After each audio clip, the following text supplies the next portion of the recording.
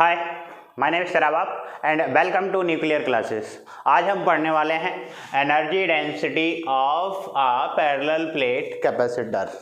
Okay, इससे पहले वाले लेक्चर में हमने फाइंड आउट किया था एक पैरेलल प्लेट कैपेसिटर में एनर्जी कितनी स्टोर हो सकती है।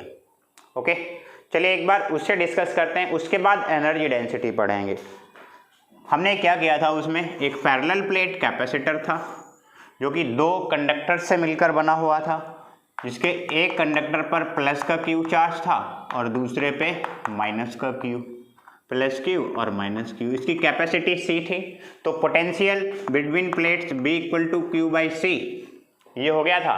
अगर इस कैपेसिटर को हमने थोड़ा सा चार्ज दिया डी क्यू, तो small amount of work done क्या हो गया था, small work D W equal to क्या था, बी इंटू डी क्यू, और बी का जब ये वाला वैल्यू यहाँ पे पुट किया तो डी डब्ल्यू इक्वल टू क्या निकला था, Q by C into D Q, इस तरह से।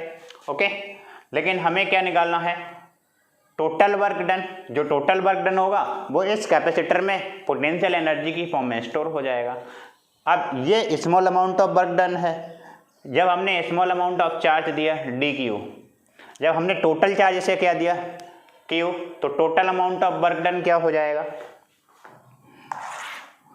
Total work okay in given charge Q to the capacitor oblique condenser. तो क्या total amount of work done D W equal to integration of D W हो जाएगा।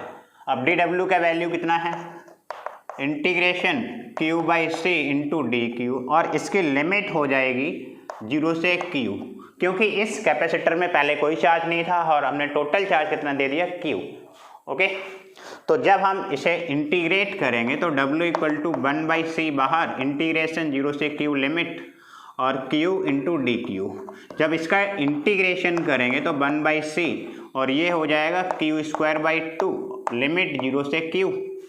जब limit put up करेंगे तो W equal to Q square by 2c आएगा। ये वाला जो वर्क डन है वो इस कैपेसिटर में पोटेंशियल एनर्जी की फॉर्म में स्टोर हो जाएगा। तो यहाँ पे हम लिखेंगे W इक्वल टू यू, तो U equal to Q square by 2c, ये वाला फॉर्मूला मिला था हमें। अगर हम यहाँ से ये लिखना चाहें तो Q equal to C B होता है। आप यहाँ से चाहो तो यहाँ से कैलकुलेट कर लो। तो जब सी बी यहाँ पे पुट करेंगे इस वाले फॉर्मूले में, तो U इक्वल टू क्या हो जाएगा, हाफ सी बी स्क्वायर। और करके हम इसको ऐसे भी लिख सकते हैं 1 by 2 C B into B. Okay, ये बी स्क्वायर लिखा है, बी इंटू बी, तो ये सी बी क्या है, क्यू। तो लास्ट फॉर्मूला क्या हो जाएगा इसका, U equal to 1 by 2 Q into B. Okay, ये वाले तीन फॉर्मूले हमने कैलकुलेट करे थे पोटेंशियल एनर्जी के, जो एनर्जी इस कैपेसिटर में स्टोर होती है उसके। अब हम बात करते हैं एनर्जी डेंसिटी। एनर्जी डेंसिटी क्या होता है, किसी भी कैपेसिटर में पर यूनिट वॉल्यूम में कितनी एनर्जी स्टोर हो रही है, उसको हम बोलते हैं एनर्जी डेंसिटी। ओके, तो इसे हम क्या डिफाइन करेंगे, it is defined as the potential energy per unit volume, potential energy per unit volume of capacitor oblique condenser भी बोल सकते हैं इसको। ओके, और इसको हम डिनोट करते हैं स्मॉल यू से। It is denoted by small u। तो u इक्वल टू क्या हो जाएगा, पोटेंशियल एनर्जी अपॉन वॉल्यूम। तो पोटेंशियल एनर्जी आपने क्या निकाली थी, half C B square upon volume क्या हो जाएगा, a into D. Okay, but आपने अभी क्या पढ़ा है, c equal to A epsilon not upon D, capacity of parallel plate capacitor ये होती है। तो यहाँ पे अगर हम ये वाली वैल्यू रखेंगे, ये तो पढ़ा है, and potential B equal to A into D, ये वाला भी फॉर्मूला पढ़ा है आपने।